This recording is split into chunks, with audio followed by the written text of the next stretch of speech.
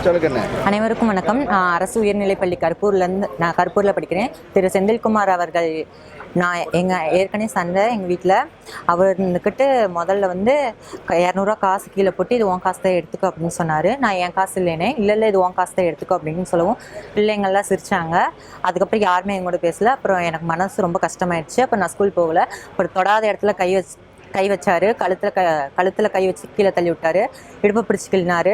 நான் இதெல்லாம் சார் இதெல்லாம் பண்ணாதீங்க, எங்கள் அம்மா அப்பாட்ட சொல்லுவேன், பேரண்ட்ஸ் சொல்லுவேன் அப்படின்னு சொன்னேன். ஒரு மறுபடியும் கேட்கல, மறுபடியும் இடுப்பில் கை வச்சு கிள்ளினாரு. அப்புறம் ஹெச்எம்கிட்ட சொன்னேன், ஹெச்எம் சொல்லி கூப்பிட்டு கண்டிச்சு விட்டாங்க. அப்புறம் அம்மாட்ட வந்து சொன்னேன். அம்மா குறைதீர்ப்பு மன்றம் இன்றைக்கி மக்கள் குறைதீர்ப்பு மன்றத்துக்கு வந்து இது பண்ணியிருக்காங்க. என் வாய்ஸ் கேர்ள்ஸாட்ட இருக்குது, நீ உடம்பு கிள்ளி வைக்கிறாரு, இடுப்பெல்லாம் பிடிச்சி கிள்ளி வைக்கிறாருன்னு நான் ஹெச்எம்கிட்ட இன்ஃபார்ம் பண்ணுவோம். அப்படியே வந்து சொன்னாங்க. அம்மாட்ட வந்து சொல்லுவோம். அம்மா இன்னைக்கு இங்கே கூட்டிகிட்டு வந்தாங்க, எஸ்பி ஆஃபீஸ் கூட்டிகிட்டு வந்திருக்காங்க. அவ்வளோதான். அது யாருப்பா? அவர் என்ன தெரியுங்க? ஆங்கிலம் ஆசிரியராக இருக்கார். அரசு உயர்நிலைப்பள்ளி கருப்பூரில் ஆங்கிலம் ஆசிரியராக இருக்கார்.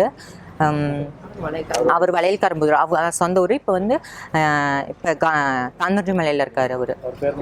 திரு செந்தில்குமார் அவர்கள்.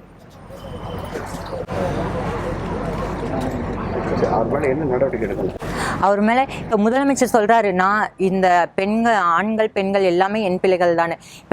இப்போ இவர் சொல்கிறது இதுதான், அது விளையும் பயிர் முளையிலேயே தெரியும் அப்படிங்கிறாங்கல்ல. இவரை கண்டிச்சார் தான் அடுத்த வர ஆசிரியர்கள் எல்லாருமே நல்லா இருப்பாங்க. இவரை கண்டிக்கலன்னா இன்னும் விளைஞ்சிக்கிட்டே தான் இருக்கும் அவங்க. புரிஞ்சுதுங்களா? முதலமைச்சர்கிட்ட சொல்லி முதல்ல இந்த பிரச்சனையை சால்வ் பண்ண சொல்லுங்க. அவ்வளோதான்.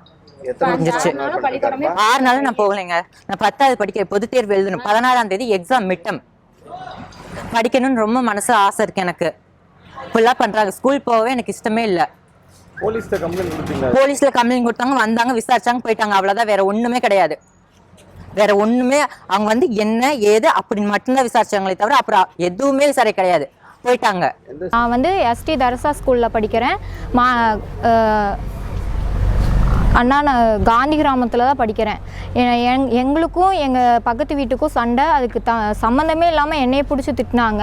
நான் இதுக்கு வந்து சைபர் கிரைம், நான் வந்து கேர்ள்ஸு சைல்டு இதுக்கு ஃபோன் பண்ணேன் 1098க்கு. வந்தாங்க, விசாரித்தாங்க. அவங்க கடமைக்கு விசாரிக்கணும்னு சொல்லி விசாரித்தாங்களே தவிர நான் ஒரு பொண்ணு இந்த மாதிரிக்கு எனக்கு இஷ்யூ ஆகிருக்கு அப்படிங்கிற எதுவுமே சொல்லலை, எதுவுமே கவனிக்கலை. நான் அவங்களுக்கு வெறும் சப்போர்ட்டாக மட்டும்தான் இருப்பேன். என் கூட வந்து நின்னுங்க அப்படின்னு சொன்னதுக்கு யாருமே வந்து நிற்கலை. அவங்கள்ட்ட சொன்னதுக்கு இது என்னோட கடமை, அவ்வளோதான், முடிச்சு விட்டோம், அவ்வளோதான், போயிடுச்சு அப்படிங்கிற மாதிரிக்கு நின்று வந்து பேசினாங்க. அவ்வளோதான், போயிட்டாங்க. எதுவுமே விசாரிக்கல, எதுவுமே சொல்லலை. இப்போ வந்து எனக்கு பிரச்சனைன்னு இப்போ வந்து நான் வெளியில் சொசைட்டியில் சொல்லவும் முடியாது. இது சொசைட்டியே கிடையாது. நான் இப்போ ஒரு பொண்ணுக்கும் பிரச்சனைங்கிறப்ப இப்போ வந்து போலீஸ் இருக்காங்க, சைபர் கிரைம், அது வந்து இப்போ சின்ன பிள்ளைங்களுக்குன்னு தான் சொல்கிறாங்க. நான் சின்ன பிள்ளை தானே, எதுக்கு நான் சொல்கிறத எதுக்கு விசாரிக்க மாட்டேன்றீங்க? அந்தளவுக்கு என்ன பிள்ளைங்க மேலே பிடிக்கலையா, என்ன பிரச்சனை எனக்கு ஒன்றும் புரியல. இப்போ வந்து ஸ்கூலுக்கு போனாலுமே இப்போ நான் வந்து ஒரு இஷ்யூவில் இருக்கீங்க மிஸ், அதனால் லேட்டாக வந்துட்டேன் அப்படின்னு சொன்னால், நீ அந்த மாதிரிக்கு பண்ணுற பொண்ணு தான், அந்த மாதிரிக்கு தான் போவா, அவங்களோட இஷ்யூயும் என்னோட மேலே சேர்த்து இப்போ எல்லாம் ஃபுல்லாக பிரச்சனை என் மேலே வந்து நிற்கிது. இப்போ நான் 12th எக்ஸாம் பொது தேர்வு எழுதணும். நான் வந்து லாயருக்கு படிக்கணும்னு எனக்கு ரொம்ப ஆசை. நான் படிக்கணும், இந்த மாதிரிக்கு வேலைக்கு போகணும். எனக்கு அப்பா இல்லை. எங்கள் அப்பா வந்து இப்போ தான் கொஞ்ச நாளுக்கு முன்னாடி வந்து ரொம்ப உடம்பு சரியில்லாமல் வந்து கை கால் வராமல் ரொம்ப இதாகிட்டாரு. அம்மா மட்டும்தான் கூலி வேலைக்கு போய் சம்பாரிச்சிட்டு இருக்கிறாங்க. அம்மாவால் எங்களால் படிக்க வைக்க முடியல. இதில் இருந்தாலும் அக்கா வந்து காலேஜ் படிச்சுட்டு இருக்காங்க. அவங்களுக்கு ஃபீஸ் கட்டணும், எனக்கு ஃபீஸ் கட்டணும், என் தம்பிக்கு ஃபீஸ் கட்டணுங்கிற ஒரே காரணத்துக்காக, எங்களை படிக்க வைக்கணுங்கிற ஒரே காரணத்துக்காக வேலைக்கு போயிட்டு இருக்காங்க. அவங்கள சம்மந்தமே இல்லாமல் ஒரு பிரச்சனையில் இஷ்யூ ஆக்கி இப்போ வந்து ஒரு ஃபேமிலியே சின்ன பின்னமாயிடுச்சு. நாங்கள் இதை ஒரு விஷயத்த முன்னாடியே இந்த நான் வந்து போற நிலைமையில இருந்தேன். ஆனா அப்பதான் நான் அவங்களுக்கு வந்து ஃபோன் பண்ணேன்.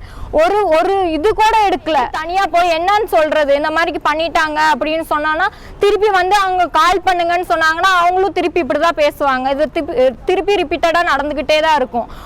ஒரு பொண்ணு சொல்றப்ப அதை காது கொடுத்து கேளுங்க, என்னன்னு கேட்டு அதுக்கப்புறமேட்டுக்கு தீரா விசாரிங்க. விசாரிக்காம எந்த பிரச்சனையுமே விசாரிக்காம உடனே போலீஸ்கிட்ட போ அப்படின்னா போலீஸே ஒத்துழைப்பு கொடுக்காதப்ப நாங்க என்ன பண்றது, எங்க போறது, யார்கிட்ட என்ன சொல்றது? அந்த அம்மா உன்னை என்னென்ன ரொம்ப கேவலமா பேசுறாங்க. நிக்க முடியல, அங்கனேட்ட தான் நிக்கிறோம், அந்த பஸ் ஸ்டாப்ல தான் நிக்கிறோம். சுத்தி இருக்கவங்க ஒருத்தர் கூட என்னன்னு கேட்கல. அசிங்கமா இருக்கு, பஸ் ஏறவே முடியல. படிக்க போனா அங்க சிஸ்டர் இந்த மாதிரி லேட் ஆயிடுச்சு சிஸ்டர் இந்த மாதிரி பேசுறாங்க. அம்மாவுக்கும் இந்த மாதிரி பிரச்சனை, பக்கத்து வீட்டுக்காரங்களுக்கும் பிரச்சனை, சம்மந்தமே இல்லாம என்னைய பிடிச்சி திட்டுறாங்க.